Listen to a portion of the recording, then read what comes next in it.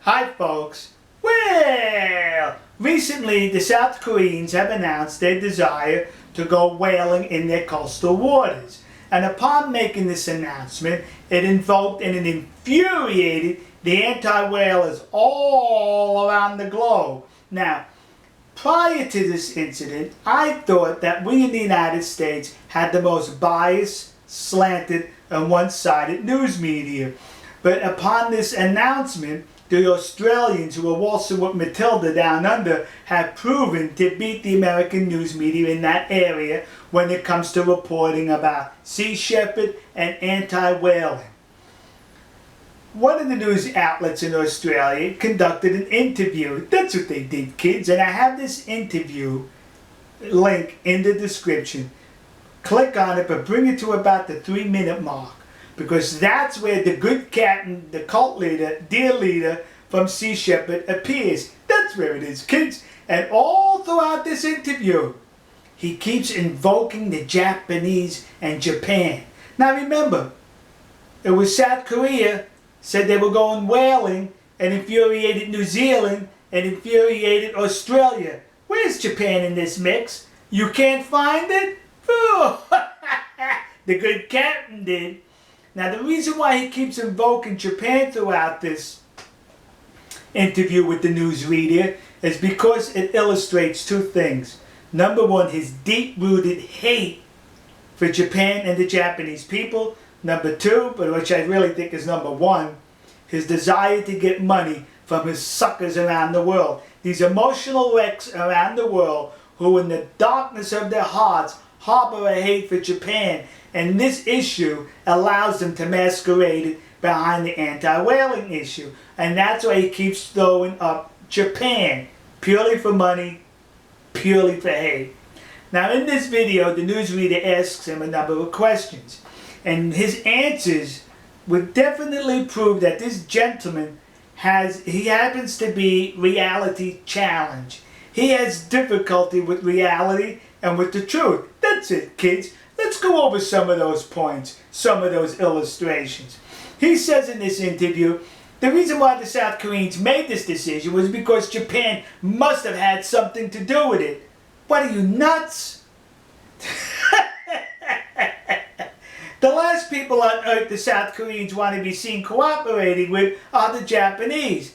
Then he also said that Japan pushed South Korea into going whaling because the Japanese whale meat market needs the meat from the South Korean whalers. Wait a minute.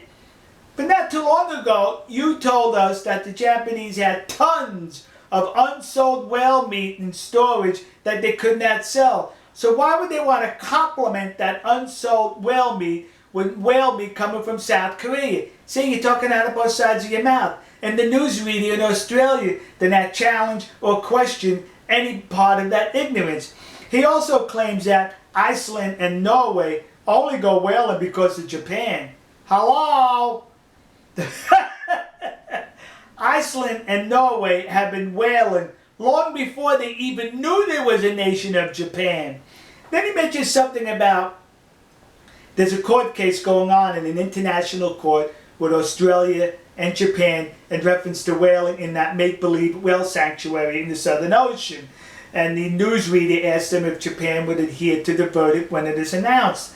And the good captain says, what are you, nuts? They're not going to adhere to any verdict. But it does not matter they do not adhere to a verdict, because I, with my rust-bucket garbage scows, my minions, my coward goily men, Sea Shepherd, we're going to stop the Japanese no matter where they go whaling. Yeah, that's us. See? Then he was asked if he was going to go into South Korean waters. His answer's irrelevant. I'll give you the answer. No.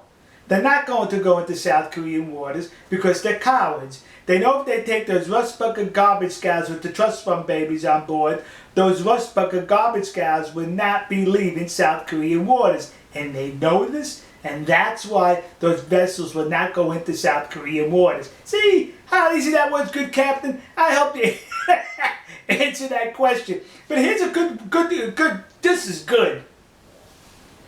Well, we have to stop whaling, so says he. because 90% of the original whale population has disappeared. Yeah, they've been harvested and murdered. 90% of the original whale population.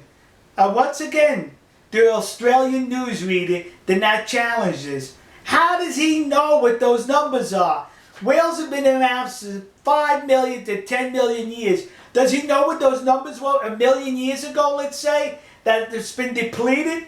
Where does he get these figures from? But he wasn't challenged because they were busy waltzing with Matilda.